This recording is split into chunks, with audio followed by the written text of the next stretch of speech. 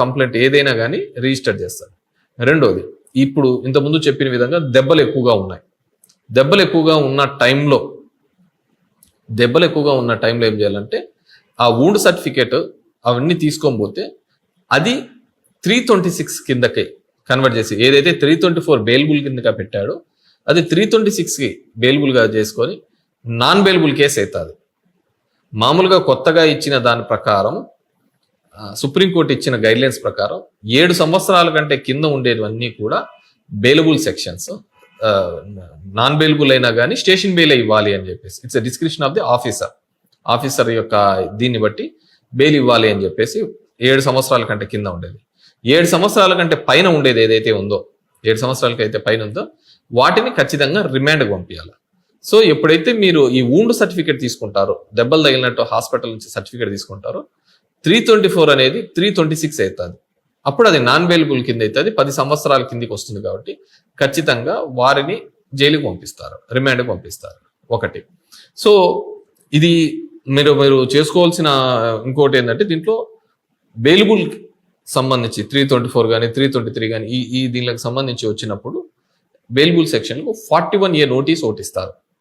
అది ఇచ్చినంటే మనం అక్కడ పోయి విచారణకు హాజరైనట్టు అది తీసుకొని రావాలన్నమాట. సో బెయిలబుల్కి తీసుకుంటే ఆ 41A నోటీస్ తీసుకుంటే వాటికి ఇన్వెస్టిగేషన్ మనం సహకరించినాము అని ఏ దానికైనా గుర్తుపెట్టుకోవాలి. ఒకటి, ఇన్వెస్టిగేషన్కి సహకరిస్తున్నంత వరకు ఎవరు ఏమీ చేసేయకూడదు. ఎవరు ఇన్వెస్టిగేషన్ సహకరించినప్పుడే ఇవన్నీ కూడా ముందుకు వస్తూ ఉంటాయి. సో నేను ఈరోజు ఈ వీడియో ద్వారా, ఎందుకంటే how to protect our self, మనకు జరిగిన 24 గంటలు అనేది చాలా ఇంపార్టెంట్. ఒక కంప్లైంట్ ఇచ్చిన తర్వాత 24 గంటల లోపలనే మనం ఇచ్చే కంప్లైంట్ బేస్ అవుతుంది. ఎందుకంటే డిలే ఎఫ్ఐఆర్ అంటారు. మనం ఇచ్చే కంప్లైంట్ కన్నా లేట్ అయింది అనుకో, ఖచ్చితంగా ఆ కేసు బలహీనపడుతుంది. కాబట్టి తక్షణమే ఆ కంప్లైంట్ ఇచ్చే కార్యక్రమం కూడా చేసే కార్యక్రమం చేయండి. కంప్లైంట్ కూడా డిలే అయితే కేసు బలహీనపడుతుంది. సో జరిగిన తక్షణమే ఆ కంప్లైంట్ ఇచ్చే కార్యక్రమం చేయండి.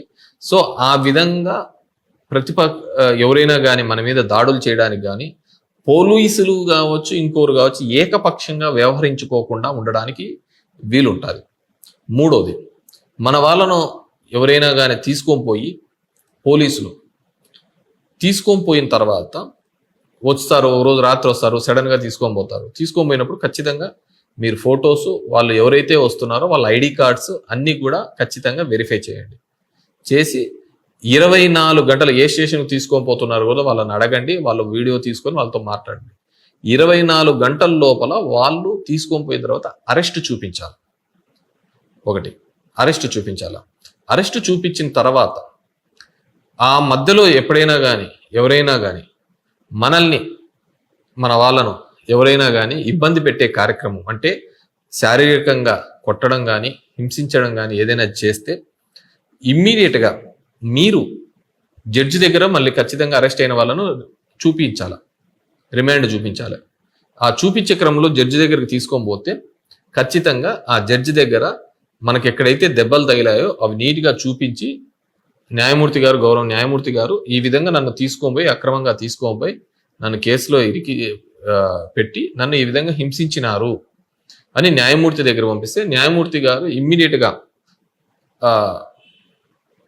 దీనికి పంపిస్తుంది, హాస్పిటల్కి పంపిస్తుంది. న్యాయమూర్తి గారు హాస్పిటల్కి పంపించేసి ఆ వూండ్ సర్టిఫికేట్స్ అన్ని తీసుకొని వచ్చి, అంటే దెబ్బలు తగిలినాయా, కొట్టిన దెబ్బలా లేకుండా ఇంకో దెబ్బలు అన్ని తీసుకొని వచ్చి ఖచ్చితంగా ఏ అధికారి అయితే ఆ విధమైన పని చేసింటాడో ఆ అధికారి మీద కూడా కేసు రిజిస్టర్ నమోదు కాబడుతుంది.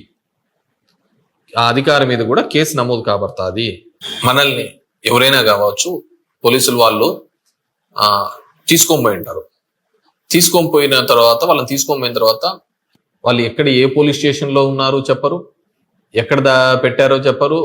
ఒక రోజులో 24 గంటల లోపల చూపించాల్సిన వాళ్ళు ఇంకా చూపించారు, రిమాండ్ చూపించారు. వాళ్ళు ఎక్కడ పోయినాడో తెలియదు. మనకు ఒక డౌట్, అది వాళ్ళు తీసుకుపోయినారా లేకుంటే బయట వాళ్ళు కిడ్నాప్ చేశారా, ఎలా చేసినారని తెలియనప్పుడు మనము హెబియస్ కార్పస్ పిటిషన్ అని ఒక పిటిషన్ వేయవచ్చు.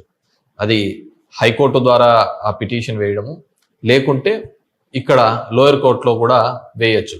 ఆ పిటిషన్ వేస్తే ఖచ్చితంగా గౌరవ న్యాయమూర్తులు వాళ్ళు సంబంధించిన పోలీస్ అధికారులను పిలిపించి ఆ జ్యూడిజిక్షన్లో వాళ్ళను 24 గంటల లోపల వాళ్ళను కేసులో చూపించండి, లేదు అంటే వాళ్ళు ఎక్కడున్నారో కూడా వాళ్ళను కనిపెట్టి వాళ్ళకు చూపించాల్సిన బాధ్యతను వాళ్ళ మీద చెప్పే కార్యక్రమం జరుగుతుంది.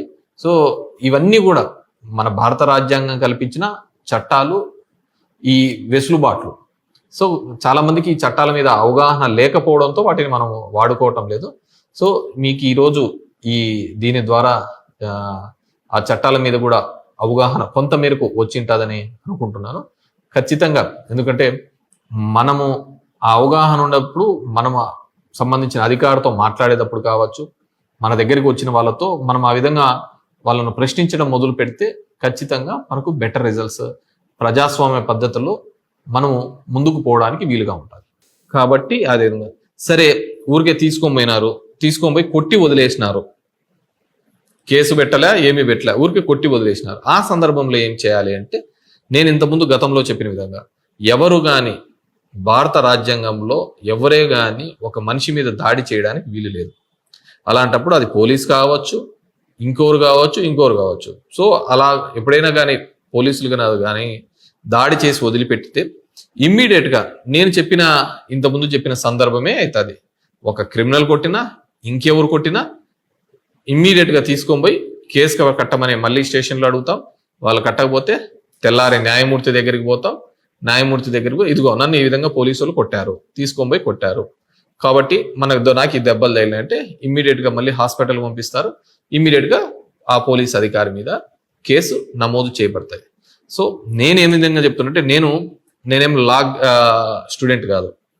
నా 18 ఏళ్ళ రాజకీయ జీవితంలో పొద్దున్న లేచిన నుంచి అన్ని వర్గాల వారితోనూ నేను ఉంటాను, అందరితోనూ తిరుగుతూ ఉంటాను, అందరూ కూడా ఉంటారు. సో వీళ్ళందరూ కూడా చట్టం మీద అవగాహన కలిగి ఉంటే, ఇంతకుముందు నేను గుడ్ మార్నింగ్ ధర్మవరం ద్వారా ఏ విధంగా అయితే ప్రభుత్వం యొక్క పథకాలు, ప్రభుత్వం చేసిన చట్టాల మీద అవగాహన ఉంది కాబట్టి నేను ప్రజలకు న్యాయం చేసే దిశగా అడుగులు వేయడం జరిగింది. సో ఈ కారణంలో ఇక్కడ కూడా మనకి ఏదైనా కానీ ఈ ప్రతిపక్షంలో ఉన్నప్పుడు మనం ఏ విధంగా సెల్ఫ్గా ప్రొటెక్ట్ చేసుకోవాలి అనే దానికోసమే ఈరోజు ఈ వీడియోని పెట్టడం జరుగుతుంది. కాబట్టి ఖచ్చితంగా ఈ ఆంధ్రప్రదేశ్లో ఉన్న వాళ్ళు, మీరు ఈ విధంగా కక్ష సాధింపు చర్యలు ఎవరు చేపట్టినా, ఏ విధంగా చేపట్టినా కూడా ఈ విధంగా వాటి నుంచి మనకు ఒక సమాధానం, ఒక సొల్యూషన్ దీని ద్వారా తెచ్చుకోవడానికి వీలైతుందని చెప్పేసి తెలియజేసుకుంటున్నాం. సో అందరూ ప్లీజ్ సబ్స్క్రైబ్ .news